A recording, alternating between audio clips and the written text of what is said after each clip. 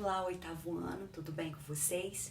Pois bem, hoje estou aqui para dar continuidade à explicação sobre vozes verbais iniciada em nossa aula pelo Teams, tá bom? Como não houve tempo para que nós terminássemos, hoje eu vou realizar essa ação, tá bom? Então vamos lá.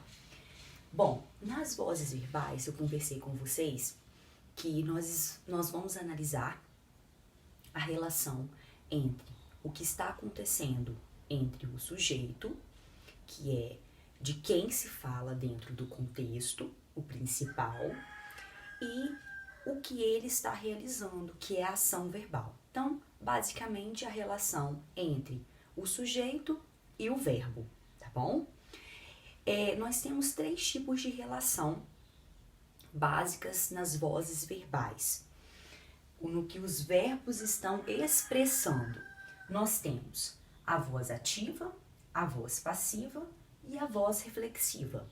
Dessas 3, nós vamos analisar, nós vamos observar que as que mais aparecem são a ativa e a passiva. A reflexiva aparece com menos frequência, até mesmo em questões de vestibular, porém, acontece. Então, a gente precisa conhecer também, tá bom? Então, vamos observar o que acontece na relação entre o sujeito e o verbo quando a expressão desse verbo está ativa, tá? Nós temos a ideia de que se pratica, né, a ação.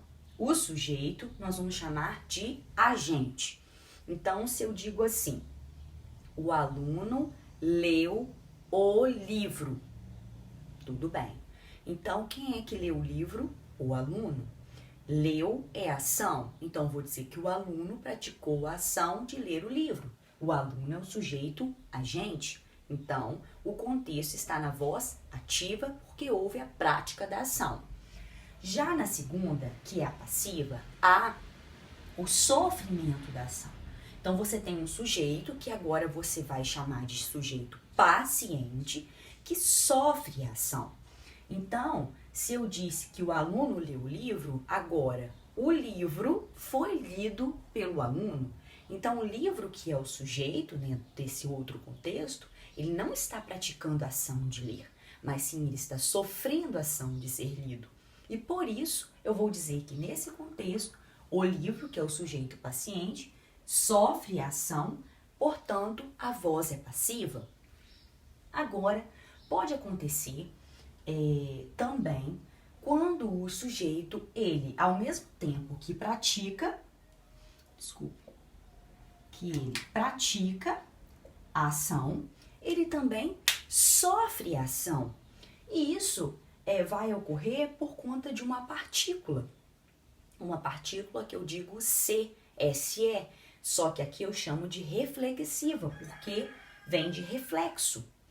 Então, quando você observa que existe a voz reflexiva, você terá tanto um sujeito que ele é agente, porque ele está praticando a ação, quanto ele tem um sujeito paciente, que ele sofre a ação.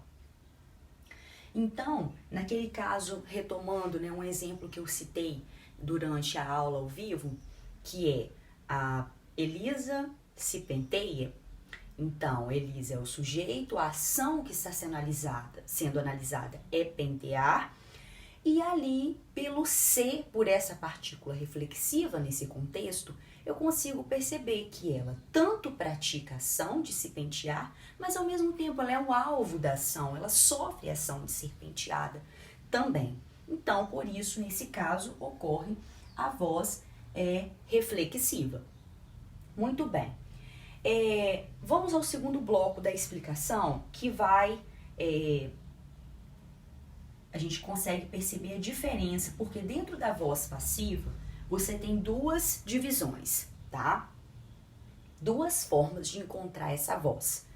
A mais comum é você encontrar na voz analítica, mas você também pode encontrar na voz sintética. Em ambos os casos, você vai ter o sofrimento da ação. Você vai ter alguém sofrendo a ação, só que em estruturas diferentes. Na analítica, como eu citei, você terá sempre uma locução verbal acompanhando o sujeito, fazendo com que ele sofra a ação, tá? Lembrando que a locução verbal é uma expressão que do mínimo de dois verbos, né? Mas você pode ter 3, 4 ou mais, funcionando como um verbo só. E já na sintética, o próprio termo já expressa, sintético é menor. Então, você vai ter uma estrutura menor, também fazendo com que esse sujeito sofra ação. Muito bem. Vamos ver como é que isso funciona. Você tem, a aula foi dada pela professora Elisa. Primeiro, o sujeito. Que ou quem que foi dada pela professora Elisa? A aula.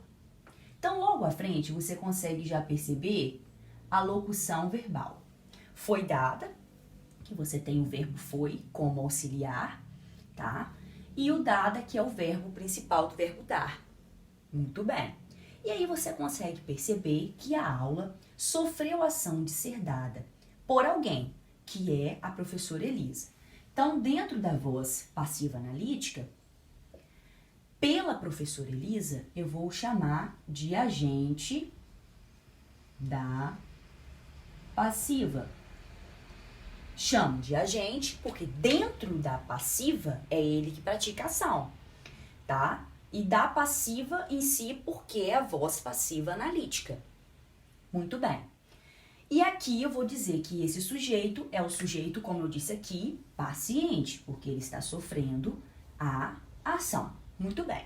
Na sintética, que é uma estrutura menor, você consegue perceber uma partícula C, sendo o verbo no singular, sendo o verbo no plural. Essa partícula vai aparecer.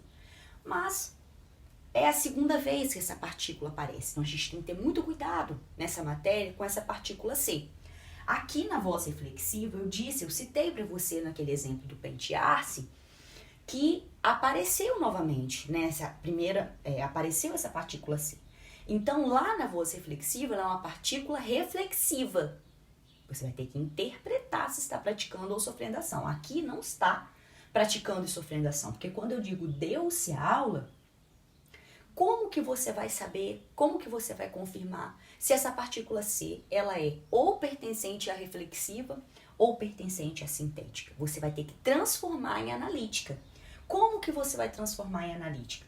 Você pega o objeto, que é direto, porque deu-se. Quem dá alguma coisa, pode ser alguém. Então, o que é que foi dado? É o complemento do verbo, a aula. Então, você começa, o objeto direto, ele se transforma em sujeito na analítica.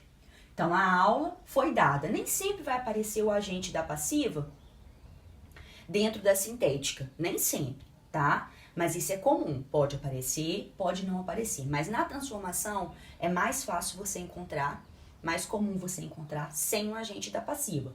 Lembrando que o agente da passiva, ele sempre vai começar por preposição. Inclusive, ele coloca na página 18 do CA que ou você vai encontrar, né, aí pela preposição por ou pela contração do por mais a, como é o caso do pela. E aí você vai pensar, deu-se a aula, é voz passiva sintética ou reflexiva? Então, eu vou pensar, a aula foi dada, então a aula sofreu ação de ser dada, não é reflexo, não é reflexiva, só está acontecendo o sofrimento da ação. Por estar só acontecendo o sofrimento da ação, eu tenho voz passiva sintética. Então, para você ter certeza se ela é sintética, transforme em analítica, tá bom? E aqui, para fecharmos a nossa explicação, eu tenho um esquema de como se transformar ativa para passiva e passiva para ativa, que nós vamos observar muito nos exercícios esse tipo de prática. Então, você tem a frase, o professor aplicou a prova.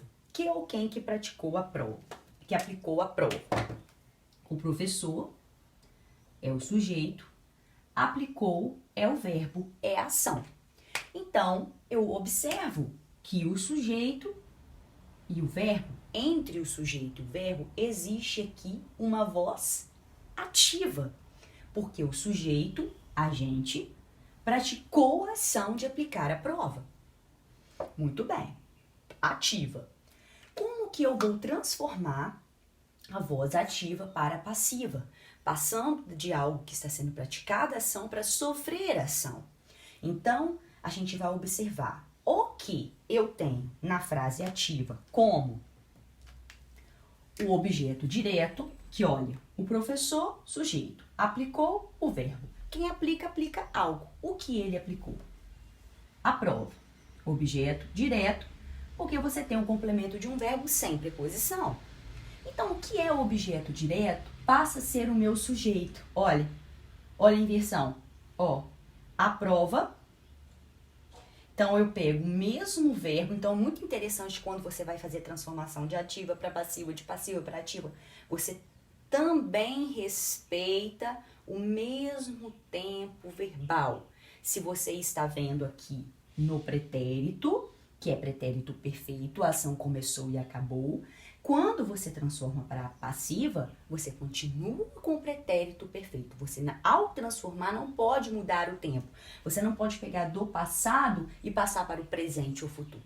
Não pode. Tem que permanecer com o mesmo sentido de tempo verbal. Então, a prova, que era o objeto direto, passou a ser o sujeito. Então, eu transformo para locução verbal, olha, ele aplicou, a prova foi aplicada, e aí aparece dentro da passiva o agente da passiva, que é o professor, que quem praticou a ação. Então, a prova foi aplicada pelo professor. A prova sofreu a ação de ser aplicada por alguém, que é pelo professor. Consegui transformar da ativa para a passiva. E, na verdade, o processo para você transformar da passiva para ativa é o contrário. Então, o que é o sujeito passa a ser objeto, tá? E o que é agente da passiva passa a ser o sujeito. Então, é um procedimento ali muito analítico, de você vai observar, mas são elementos que vão trocar de posição. Trocando de posição, você também altera a função sintática. O que é a função sintática? O que é sujeito passa a ser agente da passiva. O que é objeto direto passa a ser sujeito. Então, as posições mudam e os tempos verbais permanecem. A não ser que aqui você tenha um verbo e depois você passa a ter uma locução, ou vice-versa, Bom, e para finalizar, eu tenho uma pegadinha muito comum em questões de vestibular. Mais uma vez, a partícula C aparecendo. Por quê? Você já viu, recapitulando, que a partícula C, ela pode ser uma partícula aqui dentro da reflexiva. Partícula reflexiva, pratica e sofre ação ao mesmo tempo. Você pode ter dentro da passiva sintética, que eu vou chamar de partícula apassivadora, porque ela faz com que sofra-se ação. E ainda você terá uma outra partícula. E para você definir, diferenciar se é dentro de um contexto ou outro, você vai precisar fazer aquela transformação dentro da passiva analítica. Por exemplo, compram-se livros. Aí você vai pensar, esse se, ele é partícula passivadora? Sim ou não? Então você vai pensar, fazer aquela transformação que eu ensinei aqui. Livros são comprados.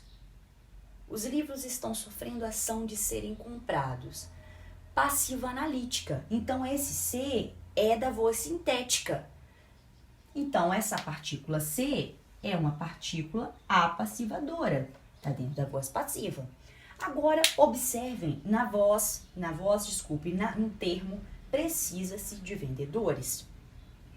Se você for transformar, precisa-se de vendedores é precisado. Existe essa construção? Não existe. Essa preposição de, ela não deixa você transformar. Então, mas o que significa isso? Porque ela não é reflexo, ela não está sofrendo ação, então ela não é sintética. O que vai ser essa partícula C? É um índice de indeterminação. É o sujeito que você já estudou há um tempo, o sujeito indeterminado.